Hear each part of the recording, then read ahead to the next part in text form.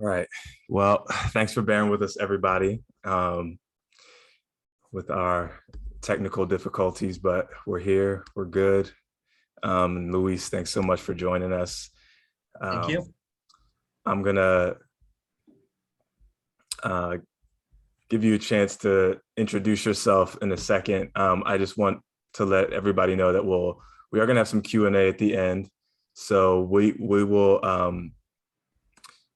I guess the best way to do it at this point is um, here. Let me throw the information. Uh, Gabby, do you have the Slido link, Yeah. Do we want to still use it? or do you want to just put it? Why don't we just put it in the Zoom chat? I think that's fine when we get to that point. Yeah, that Yeah. works. Okay. Um, and then Luis, when we share the resources, I'll just throw those links in the chat. Yeah, and I can talk about them briefly as well. Okay, great. All right. Well, yeah, why don't we go ahead and get started? So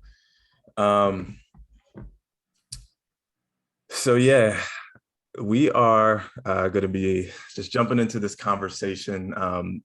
You all know that we've been building a relationship with GOLES over the past several years, just getting to know them and getting to know their work, and really excited by the work that you all have been doing, and looking to hear more and just continue to learn about how we can partner in the neighborhood together, just for the good of our neighbors. And so I guess I just want to start by Luis, you can introduce yourself a little bit, and then just kind of get into the work of, can you explain what GOLES is and a little bit of what you all do? Yeah, no problem. I have a very, very brief presentation prepared, but I was hoping that today would be mostly a conversation. So, you can sort of ask some questions and I'll answer them, and then folks get to jump in.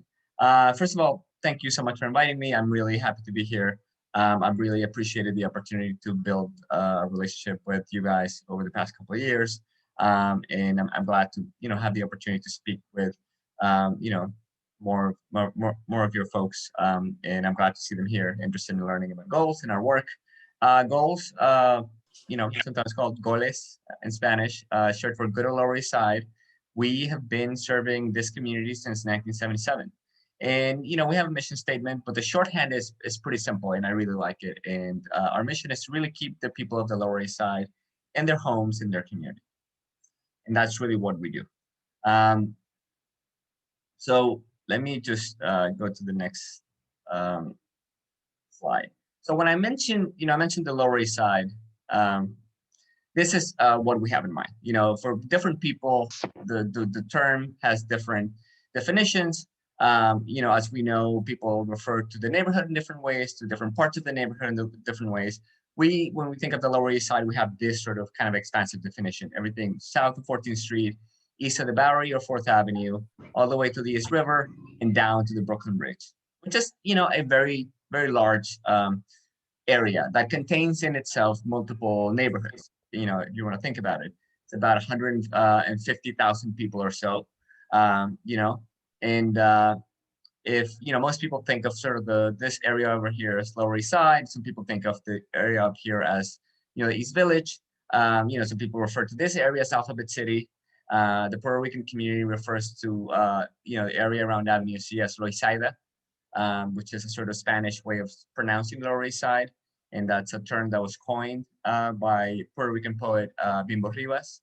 And Avenue C is actually also called Loisaida Avenue. And includes Chinatown. And I wanted to begin here just to let folks get a little bit of a sense of the lay of the land and what the neighborhood includes. So some basic information about the neighborhood, which some folks on the call may know already, but I find it helpful to sort of start there about who we're trying to serve. The Lower East Side has some of the highest income inequality in the city. This is by community board. This area of the Lower East Side is known as Community Board 3 of Manhattan. There's 54 community boards all over the city. And the Lower East Side is the fourth with the highest income inequality. Sometimes people think of the Lower East Side as, poor neighborhoods, and people think about it as a ritzy neighborhood. It's actually both, right? That's what income inequality means. It's also very racially diverse. We see down here, can folks see my cursor? Chinatown, as I mentioned earlier, and this east side of the neighborhood has a lot of Puerto Rican folks. Closer to 4th Avenue, it used to be Little Ukraine. In the Polish sort of neighborhood, we have substantial, Black residents. So it's a really diverse neighborhood. It's one of the strengths of the neighborhood. It's one of the beautiful things. It's very dense as well. So density means there's just a lot of people in a relatively small area. And it has a lot of seniors. This is also something that people don't often know, but that's something that we at Goals really know and understand very intimately, because since our goal is to keep folks from the community in their homes and in the community, that means that we have over time served an increasingly greater number of seniors. If folks stay in the neighborhood, they age in place, and they also grow to need additional services, which I can talk about a little bit later. And also, connected to the inequality, there is very high poverty. Sometimes folks don't sort of realize this, but there's quite a lot of low-income folks in the neighborhood. And really, this is whom we are, in place to serve. We serve everyone in the community, but our focus is really low-income folks on the Lower East Side. And in terms of, wait, I'm just trying to go to the next slide here. So I mentioned we have a mission, of course. The mission statement is a little old. We've recently begun working to create what is known these days as a theory of change, which is like, what do we do? How do we do it? How do we feel that our work impacts, the community and the people we serve? So the theory of change we are working with is that we work and help the residents of the Lower East Side stay in their homes, combat inequality, ensure a healthy, resilient environment, and influence decision-making that affects their lives, their neighborhood, and shapes the future of New York City, and also New York State. And we do this in 3 ways, and these 3 ways are interconnected. Direct services, sometimes we refer to this as counseling. This is when an individual has an immediate need. They need someone to help review their lease. They need someone to communicate with the landlord. They are going to housing court. They need a job. They are a senior that need assistance with food stamps. That's direct services. Resident education is any occasion we have to inform local residents of their rights, of what's happening, of how they get involved. So, workshops, town halls, events, activities. We used to do something every summer called a Summerfest. We table at the Loisaida Festival. We table, especially this time of the year, quite a bit whenever there's an opportunity to just meet local residents out in the street. So that's what we mean by resident education, either a workshop, a training, a town hall, or even just like any kind of canvassing, any kind of tabling, any opportunity to sort of inform people about their rights, about what's happening in the community and how they can, get involved. And the third one is also really important and connected to the other 2, and that is community organizing. And community organizing is the way in which we help local residents build power in the community. And this is how we accomplish some of the things, you see above. When we say influence decision-making that affects their lives and their neighborhood and shapes the future of New York, we do that by building local power to influence decisions, decision makers, systems, agencies, to tip the balance towards the needs of local residents, specifically low-income residents, as I mentioned earlier. So that's really what we do and how we do it. And, we work in a whole host of areas. Historically, Goals, when we were founded exclusively to work on housing, and particularly rent-regulated housing, which, I can explain later, but it's a particular kind of housing that provides tenants with strong rights. So it's easier and better to organize tenants in rent-regulated housing than in, for example, market rate housing. And over time, we have grown to understand and meet the needs of the community. So in the 90s, we began organizing public housing residents. A lot of folks don't realize that the Lower East Side has a very high density of public housing. Along the waterfront, along Avenue D, a lot of the housing there is really public housing.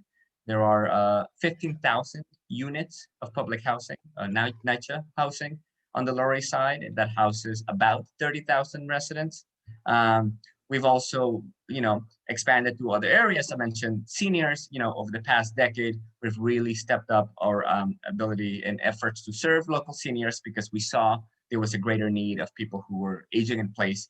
And, they needed, in addition to housing support, some of them needed assistance with Medicaid or Medicare, or maybe food stamps, or even just simple things like, reviewing their mail or translating things. A lot of the older folks that we serve speak primarily Spanish, occasionally exclusively Spanish. We also, began assisting folks with employment training and placements. So over the years, we've expanded our focus. And, the piece here about healthy and resilient environment really speaks to our work around environmental justice and disaster recovery and disaster response. And, we had historically done a little bit of work in this, but GOLES really became involved in this area after Hurricane Sandy. We are a waterfront community, and a lot of our members, a lot of our clients, a lot of the people we serve were really affected by Sandy. As some folks who were there might know, the water went up through Avenue D and C. A lot of the public housing buildings got damaged. People were stuck because the elevators weren't working. So that was a time when we really mobilized a very large number of volunteers and residents and members. And since then, we have continued to build on that work. And I can talk about that work and how the shape it has taken since then, later on. But that's essentially like who we are, what we do, and how we do. I think, I have some photos that I wanted to just share with folks, but I think, Drew, I was hoping that from here on, you would have some questions and we just take it from there. Yeah, we can do that. Thanks for that overview and just kind of giving us a sense of some of the work that you all are doing. I guess one question that I wanted to ask, just to kind of also give us a kind of a good scope of things is, if you could just share a little bit with us about the history of this neighborhood, particularly around the fight for housing in the neighborhood and just where you all kind of came into that. I think one of the things that we talk about a lot is that part of how we want to be formed as people of faith, people who are seeking to follow the way of Jesus in our neighborhood, is to say that we also have to be people who are learning the place that we're in, right? And so that's just an important part of what it means for us to be people of faith. And so, if you could just kind of give us that background, a historical background, that'll be really helpful. Yeah, the Lower East Side has some incredibly rich history in activism and organizing, particularly around tenant issues. Much of the tenants' rights movement really was born in the Lower East Side. It goes back over a century. If you've ever heard of Jacob Riis and you've ever heard of his book, How the Other Half Lives, and famous or infamous tenements, that was in the 19th century, where folks were, identified crowded conditions. The Lower East Side actually had the highest, or at least some of the highest population density and overcrowding in the world. The tenements of New York City were known the world over for being immensely crowded and unsanitary. And, even a lot of the ideas that we now think about in terms of air and pandemics really came from that time, when folks realized that living on top of one another was not a very good idea. And, that really, the work of performers, of the and journalists like Jacob Riis began this sort of movement for, housing rights and tenants' rights, along with local residents who were organizing. And you will look at histories of, rent strikes going again 100 years back. So the neighborhood is really rich in history of organizing, of tenants coming together, understanding their power. The history of GOLES is more recent. I just bring that up because it is, I absolutely agree. It's really important for folks to understand where they are and what the history of of the previous struggles and how they connect the current issues and current struggles. GOLES was founded in the 70s, and many other groups were founded in the 70s. The 70s, as some folks might know, were a difficult chapter in New York City history. It was the fiscal crisis, and a lot of neighborhoods, particularly neighborhoods of people of color, were suffering from abandonment and from disinvestment. This was from the city that essentially was stopped providing services, stopped really doing much for these communities. And there's a book and there's a famous phrase, "The Bronx is burning," about the South Bronx and how it was abandoned by the city and by landlords as well. Landlords at that time thought or felt that they couldn't extract enough profit from buildings in places where low-income people lived, and they abandoned them and essentially showed up every now and then to collect rent and didn't provide any services, no heat, no hot water, no repairs. And that was a really difficult situation. And in a lot of these neighborhoods, what landlords ended up doing was, burning the buildings to collect the insurance, literally destroying communities. And that was a really dark chapter, but it also led to tenants coming together. So if you look at other groups in the city, groups like GOLES in different parts of the city, in the Bronx, in Brooklyn, in different parts of Manhattan, you often see that they are right now about 40, 45 years old or 50 years old. It really, it all emerged in these difficult moments where local residents, where tenants banded together and said, this is our home, this is our community. And it may be that the city doesn't think it's worth preserving, and it may be that the landlords and the private interests don't think much of it, but we do, and this is our home, and tenants banded together. And I shared, some readings with you, Drew, which you can share with folks later, but one of them is about limited low-income co-ops. It's essentially tenants banding together, asking the city to give them ownership of buildings so they could just repair them and share them and own them and preserve them, because that was their homes. And a lot of tenants in the Lower East Side did that, and they developed this and they pushed for this shared ownership of buildings. There was a lot of squatting in the community, and there's a lot of tenant organizing in the 70s. Housing Court in New York City was started in 1972 because of that. There was no housing court, and the problem was so dire that tenants really needed a way to have access to their basic rights. That housing court was set up. So this is the origin of GOLES and a lot of other organizations like GOLES all over the city. And tenants got together, they learned about their rights, and they started organizing, like we like to say, apartment to apartment, building to building, block to block, block to neighborhood. And that's how we got started in 1977.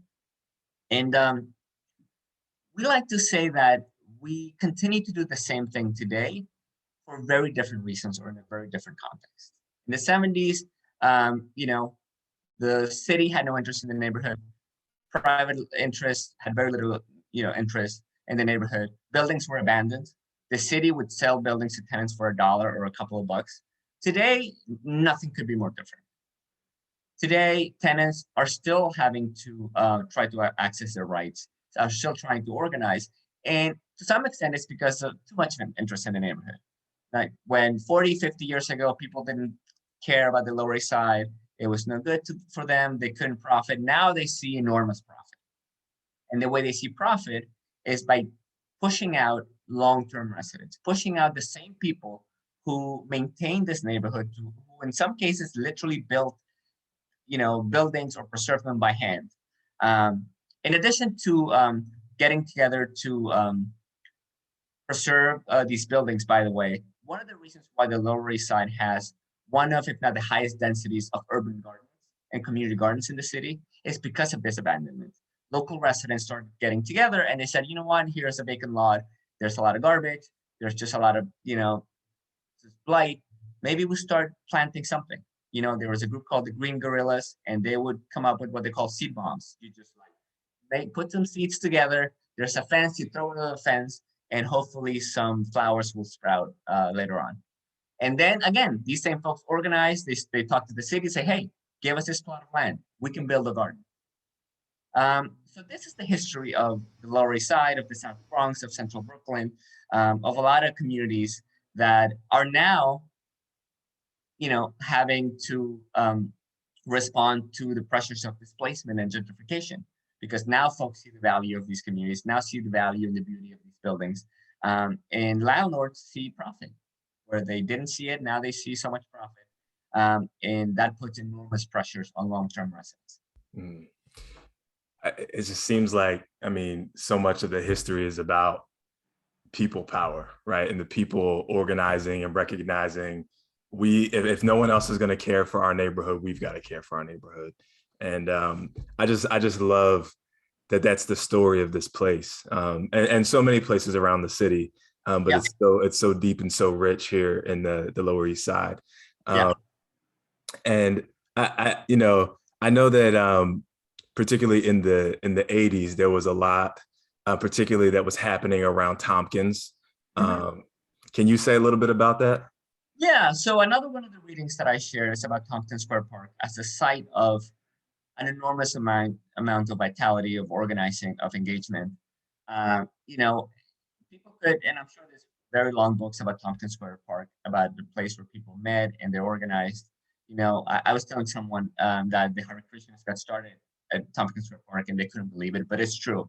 It's a site of in the 80s of what is known as the police riot, or where under Mayor Giuliani, they kicked out people who were living there, homeless folks.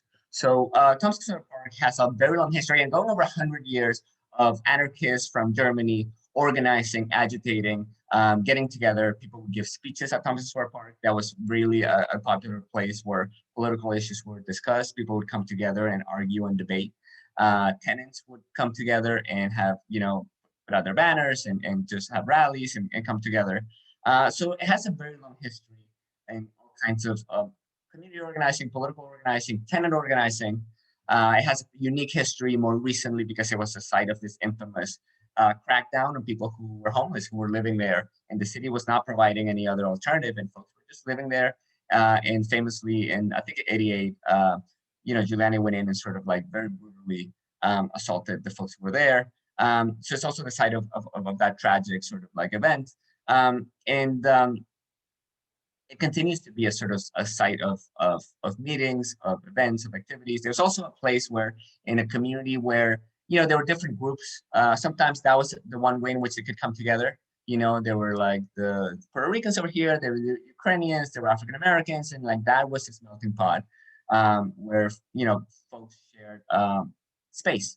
And I think it hasn't always been, as maintained as it is now.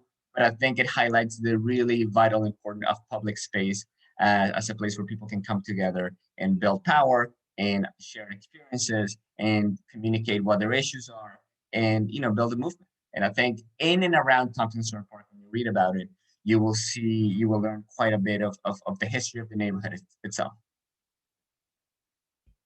Yeah, I've done a lot of reading about that, and it's fascinating. Just to hear about some of the actions that have happened there, and the squatting that happened around there, and it's fascinating. So definitely, well, I'll be sending those links to everybody, but I encourage you to read that and kind of learn more about that whole thing. Yeah, and the buildings right around there, as you said, have there's so much history. Like there's very famous squats. There's the Umbrella House, which is like artists who took it together and used all these umbrellas. There is the not so happy ending, which is Christodora House, which is right across from Tompkins Square Park on Avenue B, that became luxury housing. There's also a public school, which used to be Public School 56. It was also became the site of community organizing. Local residents built this hub, essentially, which was called Charas or El Bohío. And really famous local organizers had their hub there until it was sold to the city, by the city, to a private developer. And local groups, including GOLES, have been fighting. We're essentially at a stalemate. Like the developers have not been able to build luxury housing, which is good news. The bad news is we haven't been able to regain that space for community use, which really was a hub of activity into the 90s. So, you can almost go around the park and understand the history of the neighborhood in much of the city by seeing sort of understanding like there were squats and different kinds of housing, that kind of thing. Mm. And I mean, Luis, just so like to make it crystal clear, like why is it why is it such an issue? Why is building luxury housing in the neighborhood such an issue? Like why Yeah, is that? that's Why? a good question. That's a good question because some folks say, well, don't you want more housing? And I think the people of the Lower East Side want to be an inclusive neighborhood, and they want to welcome new folks who want to move in. But there's a lot of downsides to building luxury housing. What it does is, one, sometimes you're using public space, like for example, in I don't know if people are acquainted with Essex Crossing and Essex Market. It used to be called Spura. That was left vacant for decades because essentially people did not want to build affordable housing there because elected officials and market interest had no interest in housing the folks who already live there. Since I mentioned earlier that the Lower East Side has a lot of low-income folks, luxury housing means you're building housing in a community for folks who do not live there. Mhm. That is a key issue. It's saying we want other people here. We know who lives here, we know their income, and we're going to build something that they will never afford. So that's one issue. And that's the building itself, like one or two or three luxury towers. Another issue is what sometimes advocates and activists like to call secondary displacement. You're saying, well, okay, you build a luxury housing, whatever, so big deal. Well, what tends to happen is around luxury housing, landlords see the value of their properties go up. Now they think, hey, next to this fancy building, I can now charge more rent than I'm charging now. And the exact same building that I had before and the exact same apartment that I was charging someone, $800 a month, I think someone might now want to pay $1,500 a month. So I need to get this tenant out. And I know that there are laws against that, and I know that tenant has rights, but maybe that tenant doesn't know his or her rights. And maybe I can just push them harassment. Maybe I don't, provide heat in the winter. Maybe I just come knocking at their door a couple of times a week and let them know they got to get out. And maybe they will get out. So that's the issue with luxury housing. It tells local residents, we're building something that you need because we need more housing in the community, but it's not for you. And also, the impact it's going to have in the neighborhood is likely going to be negative. Mhm. Yeah, no, that's really helpful. That's really helpful. And the other thing, the third piece I want to point out, because this is all something that always comes up. We are, for example, in a pitch battle against luxury developers in the south side of the neighborhood on the waterfront and the area called Two Bridges, right? It's right by the waterfront, right by the Manhattan Bridge. And their claims and what they often say publicly is, we're not sure why anyone is against this. We're building, I think it's 2,500 units of total housing, but about 800 units of affordable housing. They're going to be in the building. Who wouldn't want that? And the answer tends to be us. And the reason is because there is a very simple loophole that allows developers to call affordable housing that is simply not affordable. They get to use certain definitions of affordable. And again, we know what our folks make. We know what they can afford. And we know that what they do is they take the definition of affordable housing, they go to the highest possible. Yeah. Next thing you know, they get to call it, according to the city, affordable, and nobody in the community can really afford it. So that's the other issue, that even when some of this luxury development tend to have affordable housing, it really isn't affordable at all. There's also been another issue. Sometimes the affordable housing is not in the building, it's in a second and another building that's a little uglier, it doesn't have the same amenities, it's not the same quality, and we tend to object to that as well. So there's a lot of issues with that. Mm-hmm. Yeah, thanks for just speaking to that. I know that's it's just helpful, and I know it's been a question of like, why is this such an issue?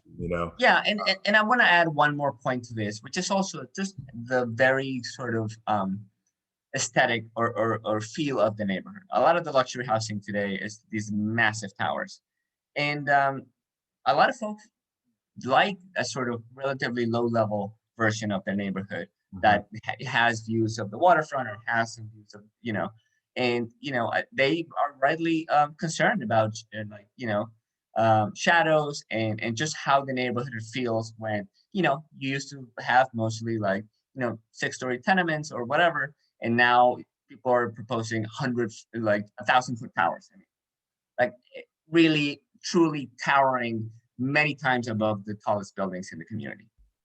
You can see the one they built by the Manhattan Bridge. It's just out of proportion. It's out of scale. And folks don't appreciate the impact it has in terms of like, shadow, in addition to the other issues that are already sort of pointed out. And just like they feel doesn't fit in with their existing community. Mm. Yeah, I mean, people who come and will visit the city will often remark that like the East Village, Lower East Side, it feels different than other parts of the city in terms of the neighborhood feel of it. And that's a huge part of it. That's right. That's right. Now, obviously, those are like some continuing challenges that the neighborhood is facing. These are ongoing fights. Is there anything more that you wanted to sort of speak in terms of like challenges that the neighborhood's facing today that you all are engaging with? I mean, I think, we can sort of speak a little bit about the pandemic and how things have changed in a little bit. Obviously, that is an enormous challenge. I think something that we're really focused on before the pandemic was this process or this phenomenon, which activists call predatory equity. So historically, there were always landlords who didn't provide, heat, hot water, or services to tenants, and who really were trying to make a buck by any means necessary. But over the past decade, or maybe a little bit longer, what a lot of folks started realizing that the landlords weren't, the old mom and pop landlords, whether scrupulous or unscrupulous, whether that had a building, maybe a couple. We started seeing a lot of really investment firms buying entire portfolios of buildings. And so someone would buy, 10, 12, 15 buildings in a community, or a portfolio with 100 buildings. And, 10 would be in one neighborhood, and 20 would be in the Bronx, and 10 in Queens, and so on. And when activists and advocates look at these purchases closely, because they would buy a whole, portfolio, they would realize, they're buying buildings for a lot more than you could possibly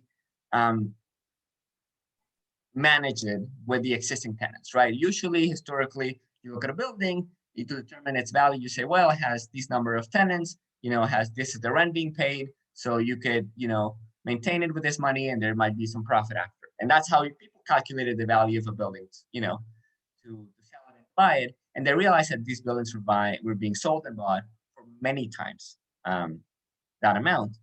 And that in their documents, when these investors were, usually were borrowing money from banks and investment firms to buy these, properties, they were saying the current rent rolls, the current income of these buildings is X, but we think that in a couple of years we can triple that, right? And that's when people understood that the very business model was based on displacement existing tenants. That it wasn't like a one-off or maybe a harass this. It was literally a business model to take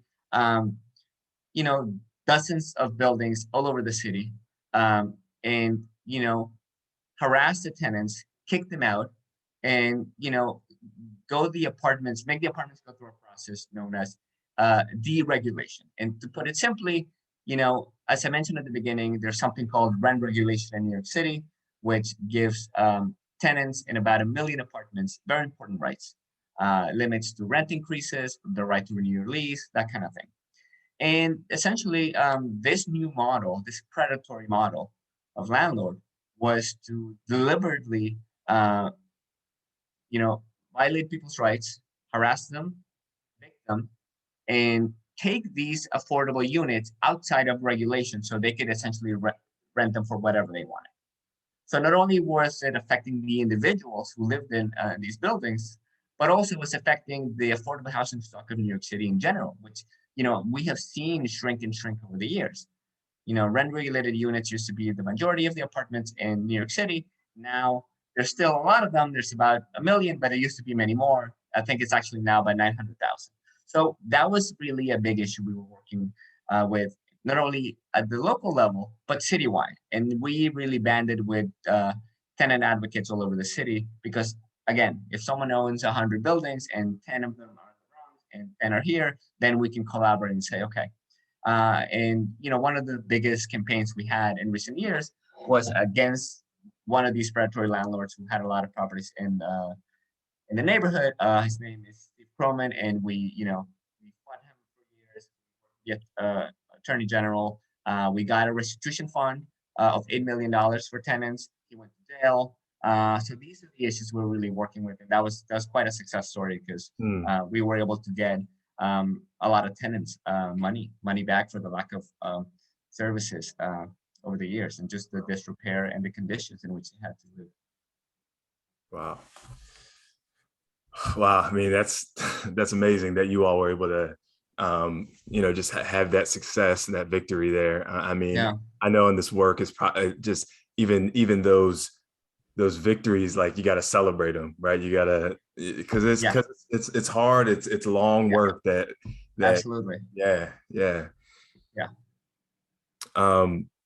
So, I mean, you spoke a little bit to, or you started to speak a little bit to some of the challenges that have surfaced because of the pandemic. You want to say more about that? Yeah. Obviously, it was a game changer for all of us. It's an immensely challenging time, and it compounded some existing issues, existing inequalities in terms of access that people had to technology, to food, to resources, to information. And for GOLES, it was immensely difficult. We had to go remote. My personal role at GOLES, I wear many hats. One of them is I supervise the direct services team. And we had a very strong policy of in-person counseling. Like, we didn't even want to do it over the phone. We wanted just to give folks that attention, that one-on-one. And it was a big shift for us to change our entire work remotely. Counseling, workshops were remote, community organizing was remote. So that was one thing. We also had one of the things, Luis, that's one of the things that I love about GOLES is that it's, in addition to doing all of these things in the neighborhood, it's like right there on the corner, right? It's become this like community center for people to just pop in. They're checking in on how people are doing, and it's just this community hub. So it's like, people are to not have that, like being able to come in and have those face-to-face interactions is a huge loss for people. Yeah. No, absolutely. I agree. I think we had really quite an enormous success in reaching folks during the pandemic through phone banking, through text banking, through all sorts of ways. But it really also reminded me that for some folks, we were that place on the corner of 11 and B. And it was also a little bit of a safe space. Like, the neighborhood has changed dramatically.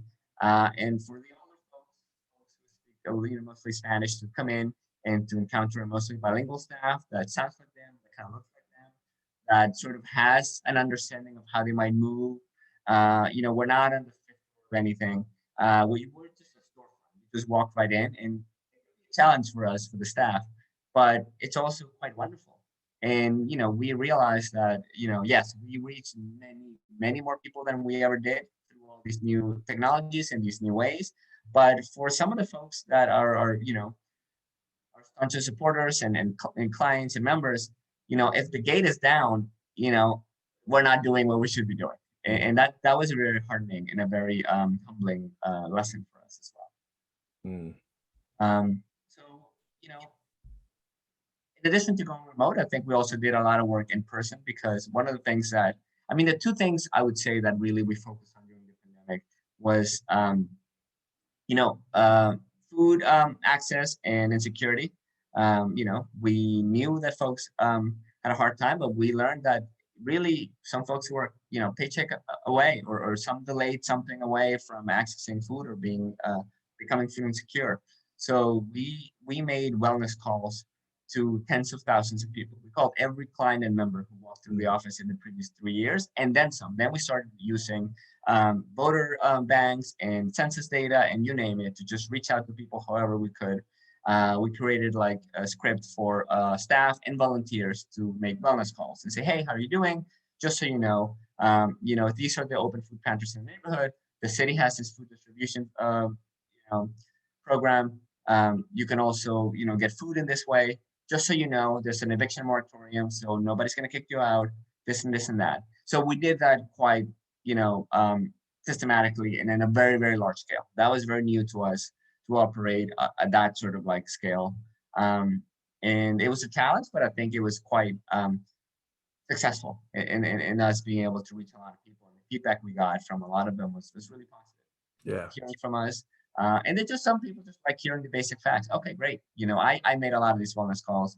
And, the second I was a little skeptical about the value, the next call was like immensely rewarding, or someone said, wow, I didn't know that, especially in the early days of the pandemic, knowing that, I knew someone who didn't know that the city was giving out food like a block away from him. We were all at home. You were not plugged into these information systems. How would you know that something that didn't exist before now is there? And, I told someone, hey, 9 to 11 or whatever the hours were. So that was a big shift. It's also like a huge focus in terms of advocacy for us around some degree of rent relief. We knew that folks were going to struggle with rent. A lot of our work, plenty of people struggle with rent over time, and that's part of our work. But that became much more of a focus. There's people worrying about, having to work for, a week, a month, 10 months, a year, right? It's kept on building. What am I going to do? So for a long time was working with allies and colleagues all over the city to press for a moratorium on evictions, which, was one and then extended multiple times. And then every time it was extended, we had to call everybody again and say, hey, remember that moratorium? You got another 3 months. And then recently we have shifted, to a new state program that was in part the result of a statewide campaign by GOLES, by every other, community activist. We wanted, the rents to be canceled. That didn't happen, but the state provided a fund for tenants, and we're now helping people apply to and inform them that this is out there. We've also transitioned doing a lot of vaccine outreach.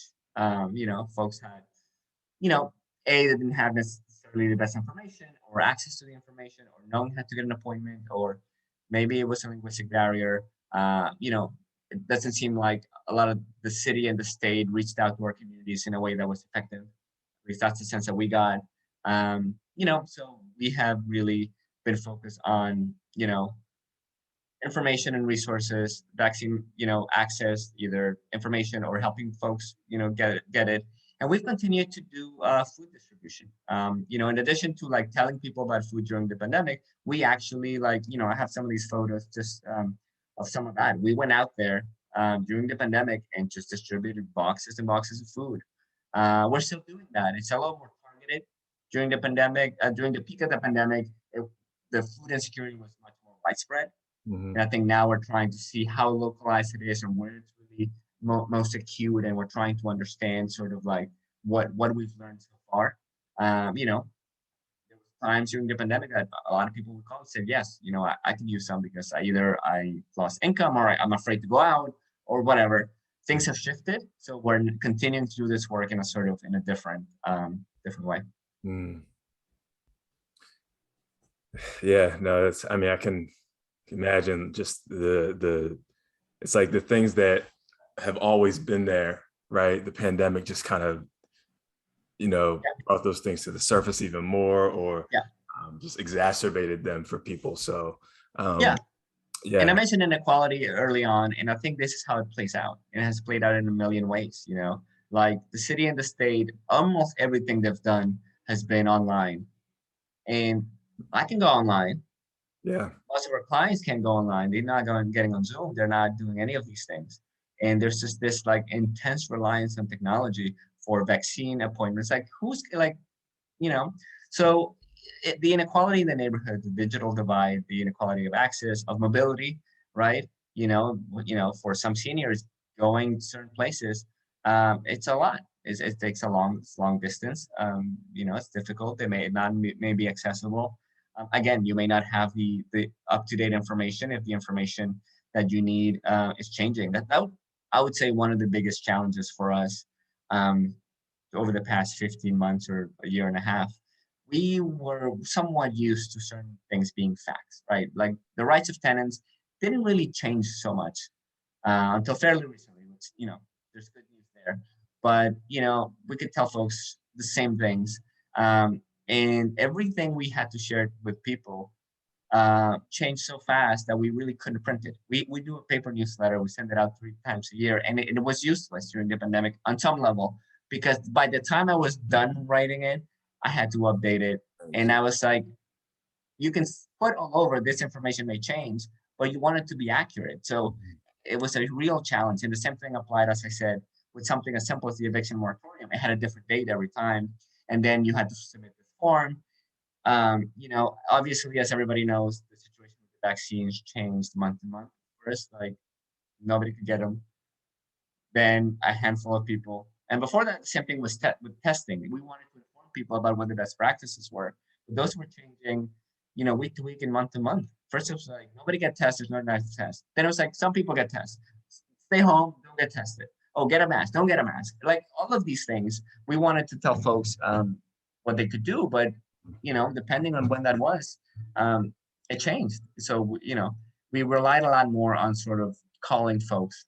It was a little, I think, safer than sending something out that might be obsolete in like 3 weeks, Yeah, no, definitely understand that. So, I mean, we'll shift a little bit at this point just to, if you all have questions, please ask them, anything that's come up for you, questions that you have as we've been talking. Yeah, please ask them. Gabby just dropped the link in the Slido for the Slido. Yeah, please ask them. But to get us kind of started there, Luis, I know that a while ago when we talked, one of the things that you had mentioned to me just in over the years, as you all have, partnered with other organizations in the neighborhood and things like that, and have been doing organizing, is that the faith community, it's been particularly difficult for you to organize the faith community. I don't know. And one of the things you mentioned is just lack of lack of relationships there, or Yeah. so I don't know if there have some other things that have come up, but as you think about that and us being a faith community, what are some ways that you see a community like ours engaging in this work with you all? And then we can get into some specifics around upcoming events or Yeah. I mean, I think, this is a great way. I think you have been particularly good at reaching out and staying in touch.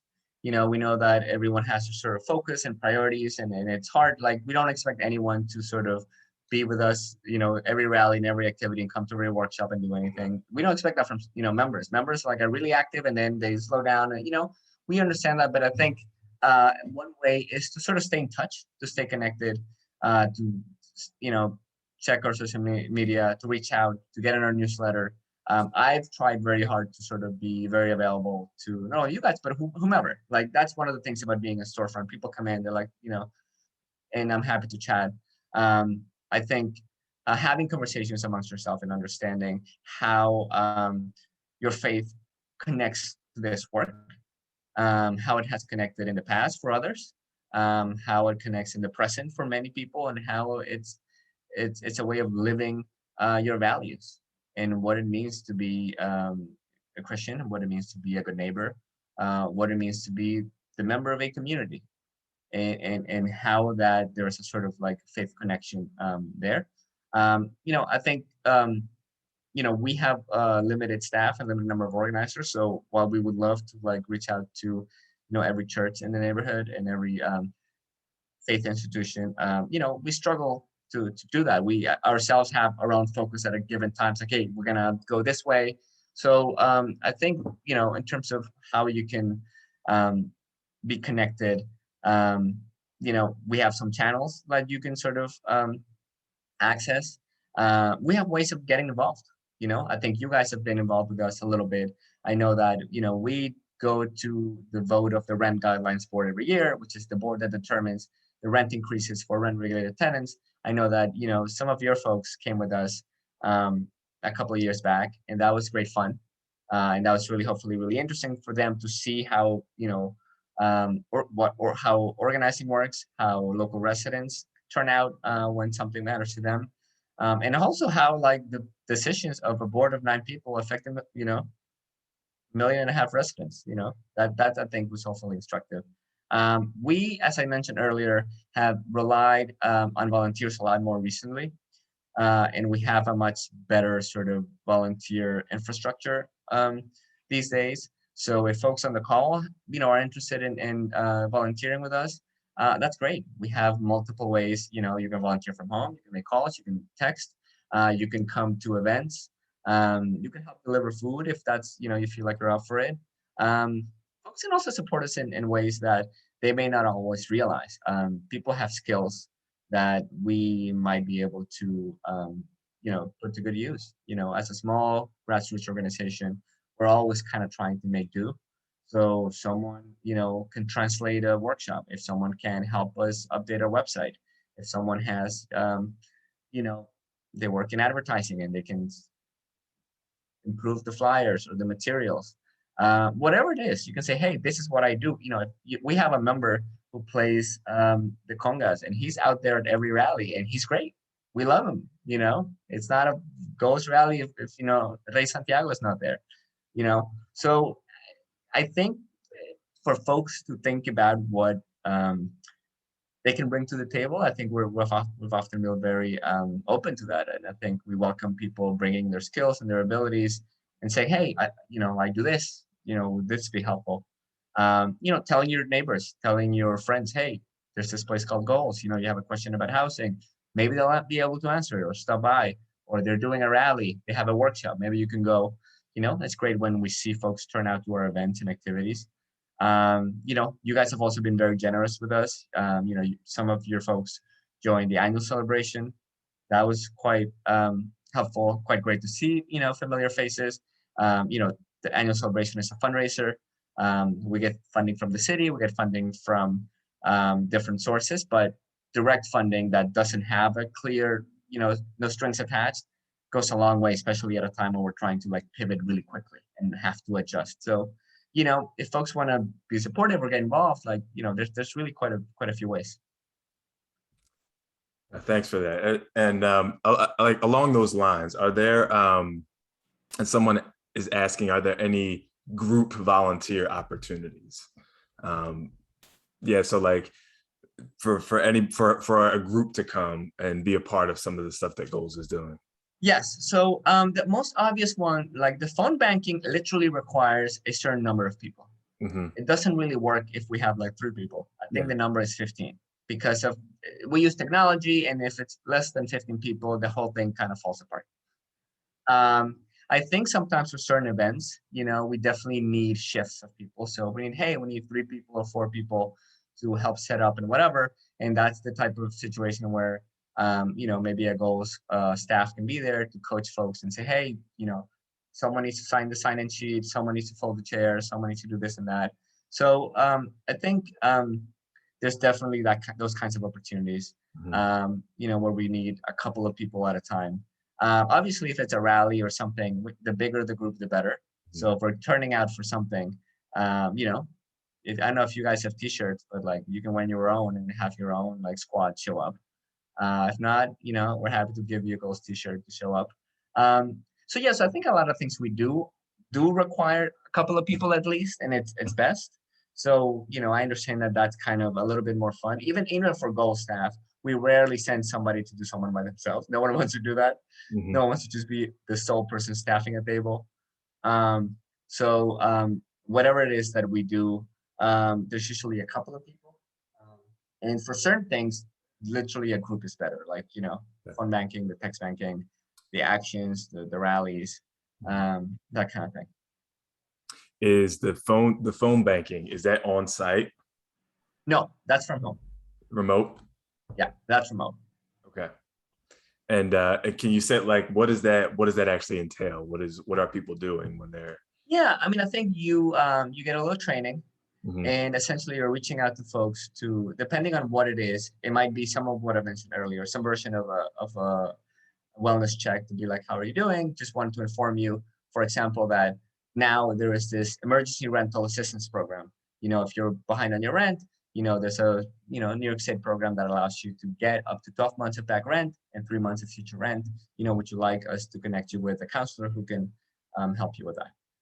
It's really like using the power of numbers to reach as many people as possible.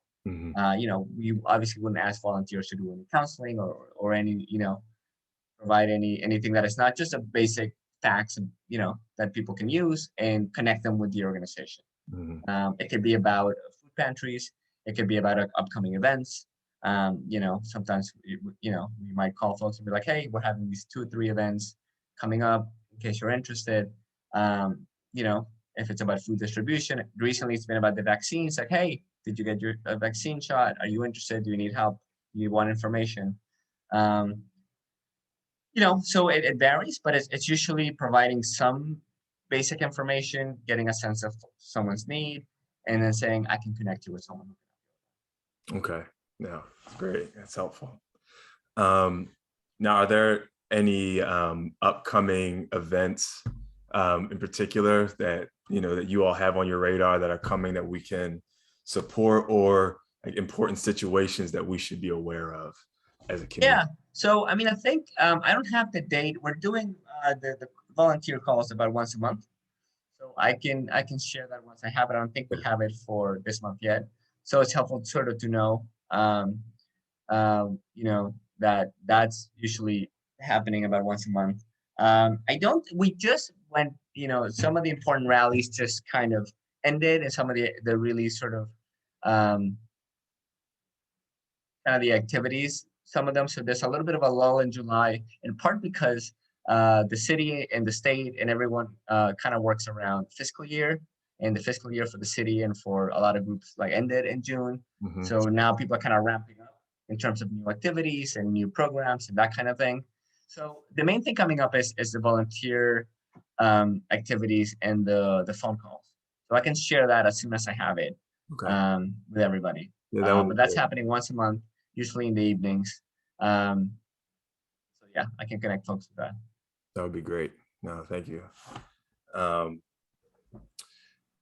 Yeah, is there anybody else have any other questions that they wanted to ask, sort of about anything that was shared, or anything that you maybe have been thinking about in terms of some of the housing stuff, or really anything kind of particular that is related to the neighborhood, and that you think Luis might be able to speak to. Just wanted to kind of give everybody the opportunity to ask any questions that they might have. So you can either, if you still have one, you can throw it in the Slido, you can throw it in the chat, or you can just unmute yourself at this point and ask if that's if that's easier for you. You can do that as well.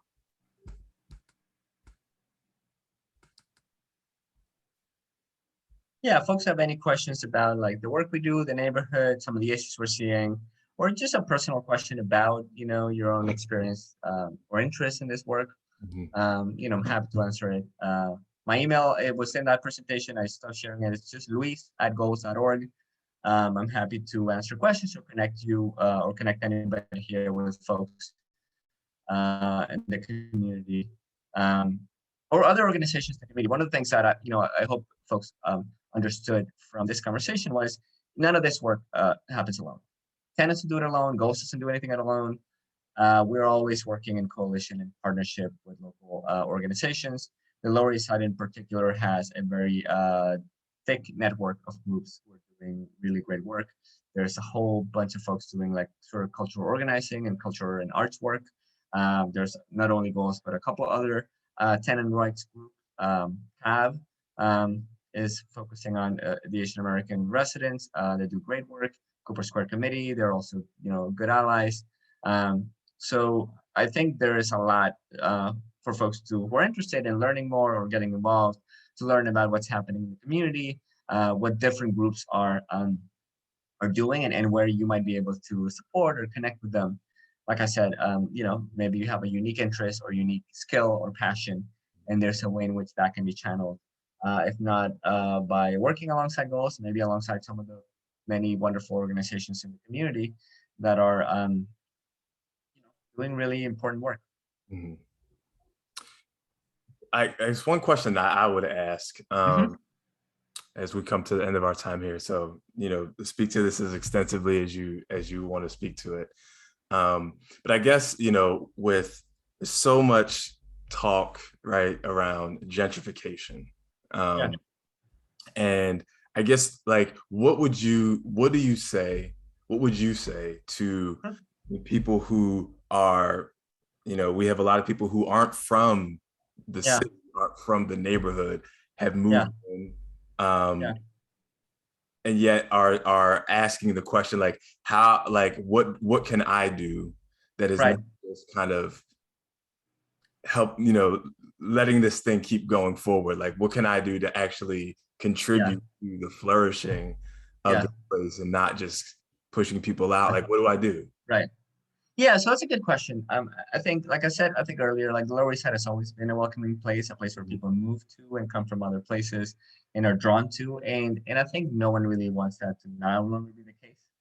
Uh, so a lot of residents are quite open to newcomers and new folks, and that's a wonderful thing. Mhm. Not everyone is from the Lower East Side. People come and they make it their home, but there's something that comes to making it your home, which is being a good neighbor and being a good member of that community and understanding the needs of folks who are not like you, who have a different lived experience, who have a different set of needs, who may need some support or assistance, or who are trying to build power so they can, stay where they are and just continue to be your neighbors.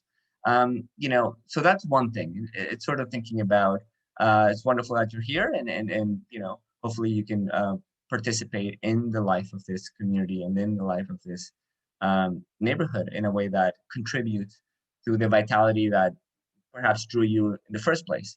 The other thing is we don't often think or talk about this work as the sort of like individual decisions, like, oh, these people came and this is what happened. We understand that a lot of what is happening in the Lower East Side, in the Lower East City, is really the result of policies and forces and systems and structures that are beyond the individual, right? It's not one individual decision to move somewhere that makes things happen, even though sometimes how things are framed. There's city policies and decisions, and the reason why we organize is for folks to have a say in that. In terms of the luxury housing, we have, for example, a rezoning proposal before the City Planning Commission to say local residents met and gathered for a decade, and they came up with a plan for the community that allows for building, that allows for new construction, but it's in line with the current nature of the community, both like in terms of the height of the buildings, also in terms of the income of the residents, and it's a mixed income building and that kind of thing. So we understand, sometimes folks really focus on sort of the individual agency and how that impacts. And we definitely want folks to step up and feel like they can make change and be a part of something. But part of the way in which people can do that is by joining forces and trying to add to the local power and to the local voices, calling for community self-determination, calling for people power, as you mentioned earlier, calling for local residents having a say and continuing to be able to build their community. So I think that's what they can do. They can sort of get connected with groups like GOLES, with CAF, with Cooper Square, with FAB, with Luis Caridad Center, with, whatever neighborhood group, whatever, you think can help you connect with the community and be a better resident, a better neighbor, and be a giving member of the community, and we sort of went back to like what it means to sort of live your faith. I said being a good neighbor, a good Samaritan, whatever you want to call it, right? So I think that's a way, and sort of understanding the broader forces and the broader policies and systems that are causing some of the issues that GOLES is trying to fight against, right? We're not saying, oh, one person moved in and then this happened. It's like, no, there's city policy that says you get to build whatever you want, or you built this and you call it affordable housing, or you build it here because you bought this plot of land, or so on and so forth. Like these are decisions, even and I think this has been like sort of widely studied. I think you mentioned gentrification, and I didn't include any of the wonkier stuff in the readings that I shared with you, but people who have studied the process of gentrification, they often say like there's a series of policies in place and decisions by the city and by people in power that allow something to happen. Cities don't look the way they look by chance and because a couple of people decided to move to a neighborhood one day. Mhm. By these are decisions at the local, the city, at the state, occasionally federal level that determines how communities look, how healthy they are, how equal, how unequal they are, what resources they have. And essentially the work of community organizations like GOLES is to have folks have a say in impacting those decisions and having a voice and a seat at the table and saying, this is what we want the neighborhood to look like. And folks newer or older can be a part of that and support that. Mm. No, that is super, super helpful. I just think it's a question that lingers, and I think but it's a good place, I think, even just for us to wrap this up to say, because what I hear you saying, sort of when it comes down to it, is like, be a good neighbor. Yeah, I think that's Yeah, I mean, and like coming to this neighborhood is not just, okay, now I'm here, now I'm just gonna take and consume from this place, but what does it mean to contribute to the flourishing, which means actually caring about the well-being of the people who have been here. What is the story? What's the history here? What is the ongoing fights that have been going on here? How can I stand with people instead of just being here and just, yeah. So I think there's an active engagement with the life of the neighborhood that I think for a lot of us maybe is a shift for how we even think about what it means to be here. It's not just like, I'm here, I do my job, I do my thing, but like, what does it mean that I'm a part of a community that is not just about me, but it's about the whole? Yeah, I think that's exactly right. And also understanding the broader forces at play that shape the city and the lives of people. It's very people often assume that cities are the way they are, neighborhoods are the way they are, because the individuals in there do X, Y, and Z.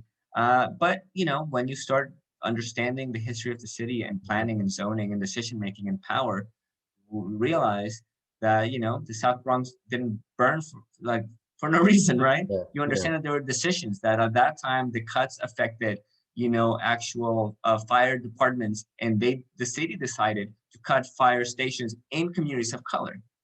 So the time for a fire truck to get there now doubled and then tripled, right? So there's all sorts of things that is helpful to frame, and it's less about individuals, whether, oh, one person set the building on fire or not. Well, why? What's the context, right? What's how do these things come to be? Why a certain set of decisions by individuals get taken versus others, and what's the context in which it happens. So there's a dual framing in terms of what an individual can do, and also understanding the broader context in which they operate and they exist. Yeah. And even just to kind of think about the fact that like history has consequences, right? That's right. And so the things that people are living with and experiencing in the neighborhood today are a result of things that happened years ago, right? And so the things that happen today will have effects years from now. So what are we doing? How can we think about the residents who will be here, maybe after we're gone, right? But the things but that we can do something together collectively with our voices to have an impact on, life now, but life that will come in this neighborhood, years down the line.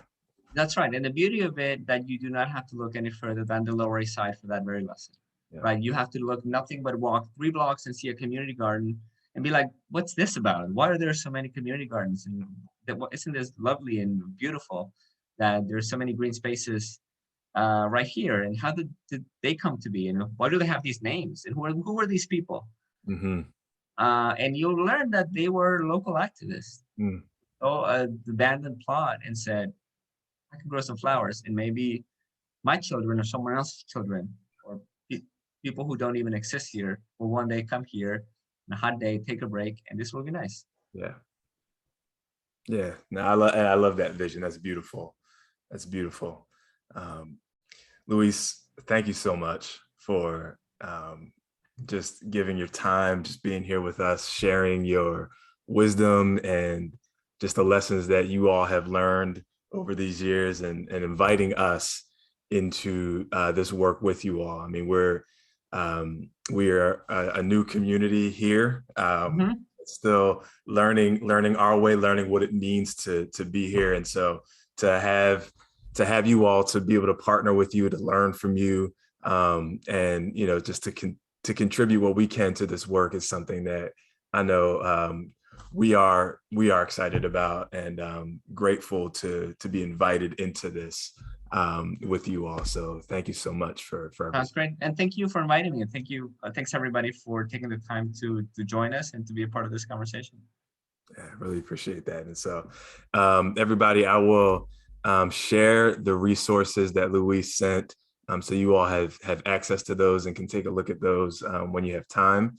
And also, this is recorded, so if you didn't get a chance to catch the whole thing and you'd like to, I'll be uploading it to our YouTube channel, so you can catch it there. And so I'll send it out so everybody is able to view it. But yeah, once again, thanks, Luis, and thanks everybody for joining tonight. It was great. Thanks so much. All right. Well, we're going to wrap up now. We'll see everybody soon.